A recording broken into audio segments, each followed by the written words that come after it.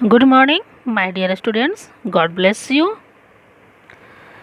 आज मैं पाठ 3 शवैये कवित के बारे में समझाने वाली हूँ।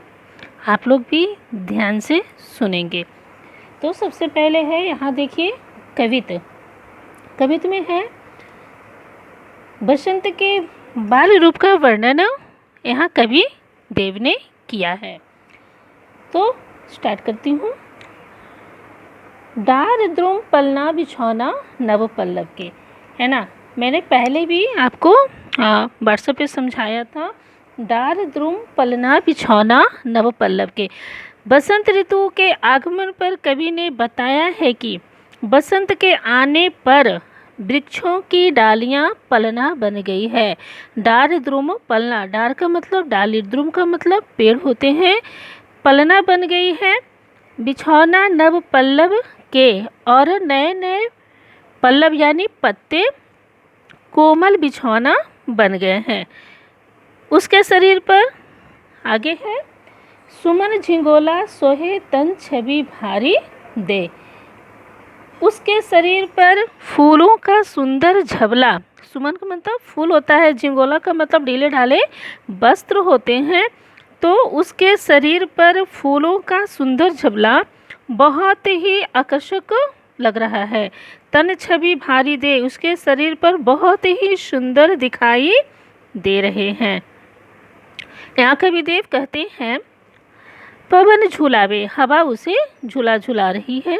केके कीर बरतावे देव, मोर तोता कोयल आदि अपनी मधुर आवाज़ में मानो क्या कर रहे हैं, उसे खिलाने का कार्य कर रहे हैं। कोकिल हलावे हुलसावे कर तारी दे, है ना। जो कोयल, कोकिल मतलब कोयल, क्या कर रहे हैं, अपनी मधुर आवाज़ में तालियां बजा बजा कर, हलावे हुलसावे कर तारी दे, कर का मतलब हाथ होता है, तारी का मतलब तालियां होता है। तो हाथों की जो तालियां हैं उसे क्या कर रहे हैं, बजा बजा कर खिलाने का कार्य कर रही है। पुरित पराग शो उतारो करे राई नोन, है ना। कंचकली नायिका लतान सिर सारी दे। कमल की कली रूपी नायिका इस प्रकार झूम रही है मानो अपने पराग कणों से राई नमक मिलाकर, राई नोन मैंने पहले भी बताया था, राई का मतलब जो काले रंग के सरसों होते हैं वो, नोन का मतलब नमक होता है। तो कमल की कली रूपी नायिका, यहाँ कंचकली दिया है तो कंचकली का मतलब कमल की कली रूपी नायिका इस प्रकार झूम रही है मानो अपने पराग कणों से, फूलों के जो परागकण होते हैं, तो यहाँ कमल के जो परागकण हैं उसमें राई और नमक मिलाकर बच्चों की नज़र उतारने का क्या कर रही हैं, टोटका कर रही हैं। नज़र उतारने का टोटका करें। जब बच्चों की नज़र लग जाती है तो माँ उसे नमक वगैरह सरसों से क्या करती हैं, नज़र उतारने का कार्य करती हैं। तो बच्चों को जो नायिका यहाँ कंचकली है अपने बसंत रूपी बालक को नज़र उतारने का कार्य कर रही है। मदन महीप जू को बालक बसंत ताही, प्रातः ही जगावत गुलाबो चटकारी दे। कहते हैं कि राजा कामदेव, मदन का मतलब राजा, महीप का मतलब कामदेव। तो राजा कामदेव जो है बसंत, बालक बसंत को उषा काल में क्या कर रहे हैं, गुलाब चुटकी बजाकर उठा रहे हैं, उसे जगाने की कोशिश कर रहे हैं, है ना। जो यहाँ बालक बसंत है वहाँ पर जो राजा है, राजा कौन है, कामदेव, वो क्या कर रहे हैं, अपने कामना के वश में उसे किए हुए हैं। फिर भी जो गुलाब है उसे क्या करेंगे, चुटकी बजा बजा कर उठाने का कार्य कर रही हैं। प्रातः ही, सुबह ही जगावत, जगा रहे हैं, गुलाब चटकारी दे, चुटकी बजाकर उसे उठाने का कार्य कर रही हैं। अब आप इसका भाव सौंदर्य कैसे लिखेंगे, तो भाव सौंदर्य में सबसे पहले आपको लिखेंगे प्रस्तुत पंक्ति, पाठ पुस्तक क्षितिज, पाठ 3 सवैये से लिया गया है। है ना। सवैये के अंतर्गत कवित्व से लिया गया है और इसके रचनाकार हमारे श्रेष्ठ कवि देव हैं। यहाँ कवि ने बसंत ऋतु के आरंभिक काल को छोटे बालक के रूप में दर्शाया है, अंकित किया है। सभी प्राकृतिक उपमानों को उसके लालन पालन में सहायक दिखाया है, सहायता करते दिखाया गया है। मतलब जितने भी प्राकृतिक उपमान है, प्राकृतिक उपमान का मतलब क्या, जो प्रकृति से जुड़े हुए हैं, है ना, जो प्रकृति से जुड़े हुए हैं वो सभी बालक बसंत के सहायता में है, उसके लालन पालन के सहायता में यहाँ दिखाया गया है, स्पष्ट किया गया है। बसंत का अनुपम सौंदर्य को देखकर यहाँ राजा कामदेव भी बहुत ही खुश हो रहे हैं। बसंत का अनुपम सौंदर्य काम भाव को उत्पन्न करने वाला है। अब कवि देव ने शिल्प सौंदर्य कैसे किया है, तो सबसे पहले अब मैं इस कविता का शिल्प सौंदर्य बताती हूँ। शिल्प सौंदर्य का मतलब काव्य सौंदर्य, है ना। क्वेश्चन आ सकता है कविता का काव्य सौंदर्य स्पष्ट करें, तो आप काव्य सौंदर्य कैसे स्पष्ट करेंगे पूरा का, तो प्रस्तुत पंक्ति पाठ्यपुस्तक क्षितिज पाठ 3 कविता से लिया गया है। यहाँ काव्य सौंदर्य में कवि प्रकृति से अपना रागात्मक संबंध स्थापित किया है। रागात्मक मतलब राग रूपी संबंध जो है वो स्थापित किया है, बहुत ही सुंदर तरीके से यहाँ बताया गया है। बाल्य रूप, बसंत के बाल रूप को स्पष्ट किया गया है। प्राकृतिक उपमानों द्वारा मानवीय क्रिया करने पर मानवीकरण अलंकार है ना। यहाँ जो कार्य हो रहे हैं, जैसे कोयल के बारे में बात की गई है, तोते के बारे में बात की गई है, नायिका के बारे में, कंचकली के बारे में बात की गई है, तो सब यहाँ क्या है, मानवों जैसी क्रिया कर रही है। तो इसमें क्या है, मानवीकरण अलंकार का वर्णन किया गया है। उसके बाद अनुप्रास और उत्प्रेक्षा अलंकार का सौंदर्य भी यहाँ देखा गया है ना। उत्प्रेक्षा अलंकार में क्या होता है, ज्यों त्यों ज्यों ही, है ना, होता है। तो इसमें आप ढूंढेंगे उत्प्रेक्षा अलंकार कौन सा है। उसके बाद अनुप्रास अलंकार भी आप यहाँ ढूंढेंगे कि अनुप्रास अलंकार यहाँ कौन सा है। जैसे के की कीर बर्तावे देवे, क्यों कौन सा हो गया, अनुप्रास अलंकार हो गया। तो इसी तरह आप जैसे बालक बसंत अनुप्रास अलंकार हो गया। तो यहाँ आप अलंकार को भी ढूंढेंगे कौन सा अलंकार है और कविता में किसका प्रयोग किया गया है। तो यहाँ जो कविता है वो छंद रूप में प्रयोग किया गया है। यहाँ कविता का छंद के माध्यम से बताया गया है। भाषा में मधुरता है, भाषा बिल्कुल सरल है और ज़्यादातर तत्सम शब्दों का प्रयोग किया गया है ना। या तो आप यह जो कविता है अवध भाषा में लिखा गया है तो अवध भाषा में प्रयोग किया गया है, और अगर तत्सम लिखना है तो तत्सम भाषाओं में प्रयोग किया गया है, और तत्सम के बदले अगर संस्कृत लिखना है तो संस्कृत भाषाओं में भी इसका प्रयोग किया गया है। भाषा बिल्कुल लालित्यपूर्ण है। लालित्य का मतलब बिल्कुल रंगों से भरा हुआ है, जो हमारे मन को बहुत ज़्यादा आकर्षित कर दे, जो हम कल्पना करें तो जैसे लगता है कि वो घटना हमारे सामने ही घटित हो रही है, तो इसे ही हम ललित बोलते हैं। तो भाषा बिल्कुल माधुर्य गुणों से संपन्न है, ललित भाषाओं का प्रयोग किया गया है। तो इन सब को मिलाकर आप काव्य सौंदर्य लिख सकते हैं, बता सकते हैं। अब आगे बढ़ते हैं। कविता में और भी है।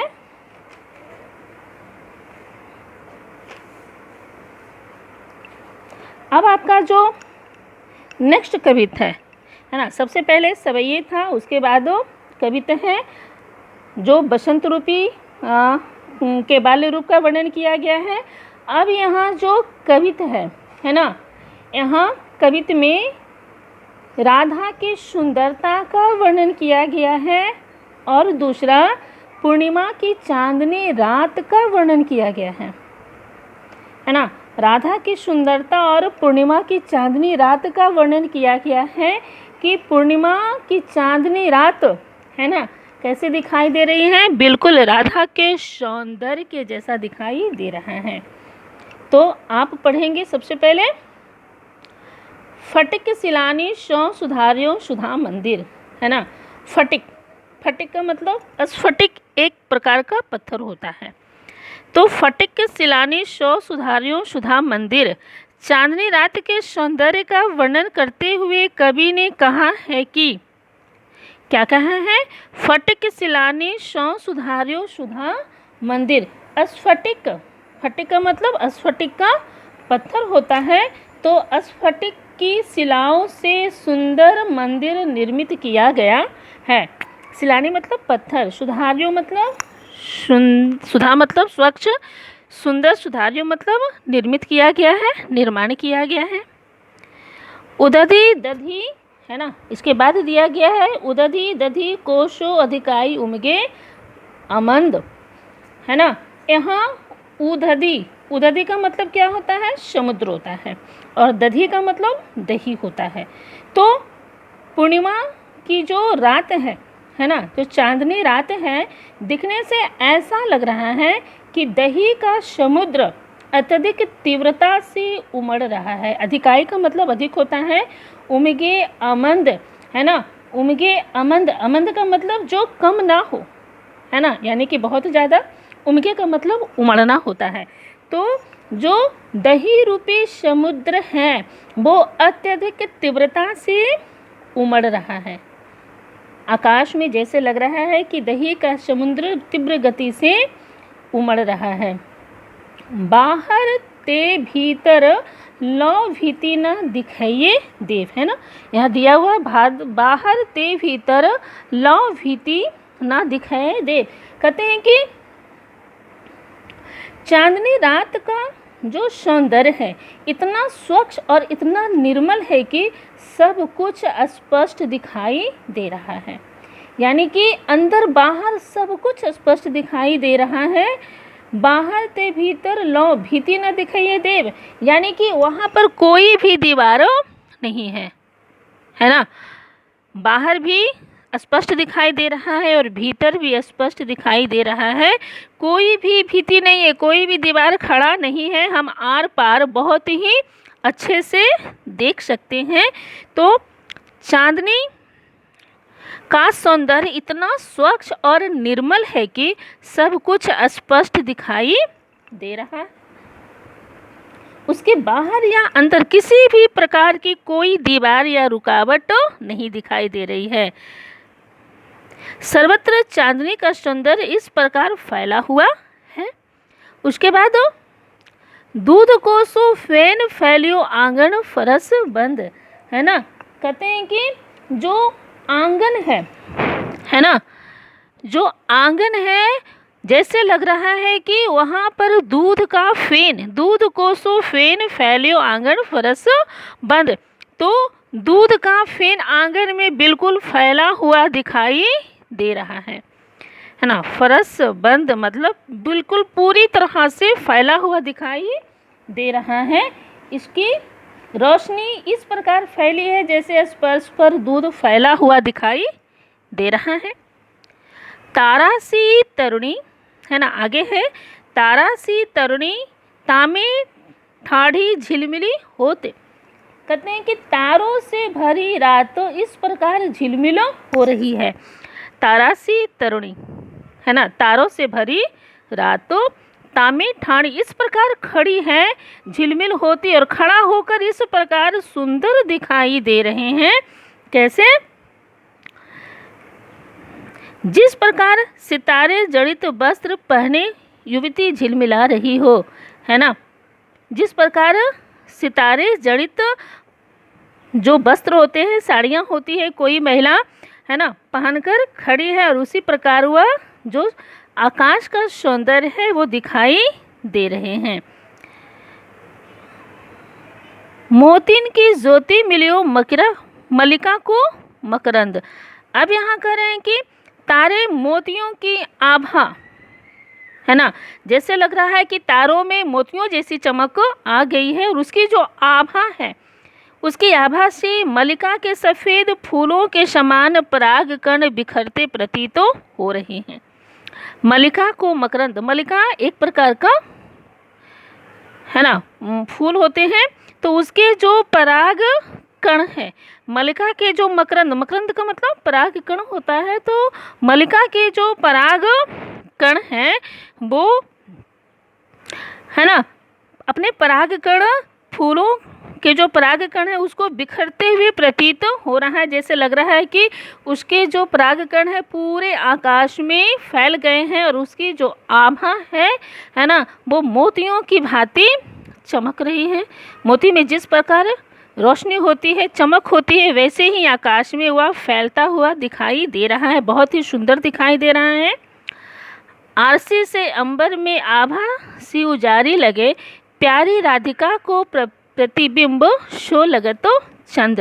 कहते हैं कि दर्पण के समान स्वच्छ आकाश में, आरसी का मतलब क्या होता है, दर्पण, आईना, मिरर, तो आरसी से अंबर में, दर्पण के समान स्वच्छ आकाश में, अंबर का मतलब अब आकाश कैसा दिखाई दे रहा है, बिल्कुल ही स्वच्छ दिखाई दे रहा है।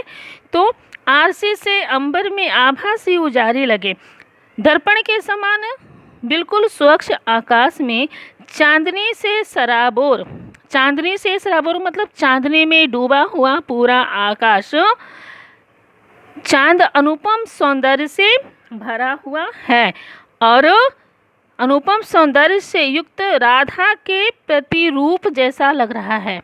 यानी कि यहाँ राधा के जो सौंदर्य है ना, चांद भी उसके सामने छाया नजर आ रहा है। तो राधा की जो सुंदरता है वह चांदनी रात से भी ज़्यादा सुंदर है। तो प्यारी राधिका को प्रतिबिंब शो लगत चंद, यानी कि जो चांद है बिल्कुल चांदनी से सौंदर्य, चांदनी से भरा हुआ, है ना, राधा के प्रतिबिंब के समान दिखाई वह दे रहे हैं। उसके बाद आप इसका भाव सौंदर्य कैसे करेंगे। प्रस्तुत पंक्ति पाठ पुस्तक क्षितिज पाठ 3 कवित्त से लिया गया है। इस कवित्त में कवि देव ने पूर्णिमा की चांदनी रात का वर्णन किया है। कवि देव कहते हैं कि पूर्णिमा की चांदनी रात बहुत ही सौंदर्य एवं अद्भुत दिखाई दे रहे हैं। आकाश की सुंदरता झिलमिला रही है। यहाँ आकाश की सुंदरता का बिल्कुल सजीव वर्णन किया गया है ना, जैसे लग रहा है कि वह घटना हमारे आंखों के सामने हो रही है, बिल्कुल सजीवता का वर्णन किया गया है। कवि का यही उद्देश्य अनेक उपमानों से सार्थक रूप में सक्षम हुआ है। जैसे लग रहा है कि कवि ने यहाँ जो रचना की है ना, वो बिल्कुल ही सार्थक हो रही है, बिल्कुल अर्थों के साथ स्पष्ट दिखाई दे रहा है। उसके बाद आप इस कविता का काव्य सौंदर्य कैसे करेंगे। तो सबसे पहले काव्य सौंदर्य करने के लिए फिर से वही है ना, प्रस्तुत पंक्ति पाठ पुस्तक क्षितिज पाठ 3 कवित्व देव द्वारा रचित है। यहाँ श्रेष्ठ कवि देव ने कवित्व के माध्यम से पूर्णिमा की चांदनी रात का वर्णन किया गया है। आप इसको पॉइंट वाइज भी लिख सकते हो, 1 2 3 4 करके भी लिख सकते हो, नहीं तो आप ऐसे ही 6-7 पॉइंट में लिख सकते हो। कंटिन्यू। तो इस काव्य में पूर्णिमा की चांदनी रात का मनोरम चित्रण किया गया है। मनोरम का मतलब जो मन में रम जाए, है ना, मनोरम चित्रण किया है। संपूर्ण पद्यांश में, अब ये क्या है, पद्यांश है, पद है में उपमा और अनुप्रास अलंकार का सौंदर्य झलकता है ना। उपमा दिया गया है ना, सबकी तुलना की गई। उपमा में क्या होता है, किसी छोटे वस्तु की तुलना बड़े वस्तु से की जाए, तो यहाँ उपमा अलंकार का सौंदर्य झलक रहा है। कवित्व छंद का सकुशल प्रयोग किया गया है। इसके पहले भी मैंने आपको बताया कि यह छंद के रूप में कवि ने इसका प्रयोग किया है, तो यहाँ कवित्व में छंदों का प्रयोग किया गया है। उसके बाद ब्रज भाषा का रूप भी यहाँ देखने को मिल रहे हैं, कहीं कहीं ब्रज भाषा का भी यहाँ रूपांतरण किया गया है। जैसे ब्रज भाषा में तामे ठाड़ी है ना, वो क्या है, ब्रज भाषा है। उसके बाद उसके ऊपर भीतर लो भीति, ये ब्रज भाषा है। तो यहाँ ब्रज भाषा का भी प्रयोग किया गया है। भाषा बिल्कुल भावनात्मक है, मतलब मन में समा जाने वाला, भावनाओं से ओतप्रोत यह भाषा है और बिल्कुल ही प्रवाहमयी है ना, मतलब बिना रोके टोके है। प्रवाहमयी मतलब एक बार शुरू हो जाओ तो इसके बारे में सोचते चले जाओ, यह बिल्कुल प्रवाहमयी है, कहीं भी रुकने वाला नहीं है। पदमैत्री से भाषा को लयात्मक बनाया गया है, मतलब पदों के माध्यम से इस भाषा को बहुत ही सुंदर तरीके से वर्णन किया गया है।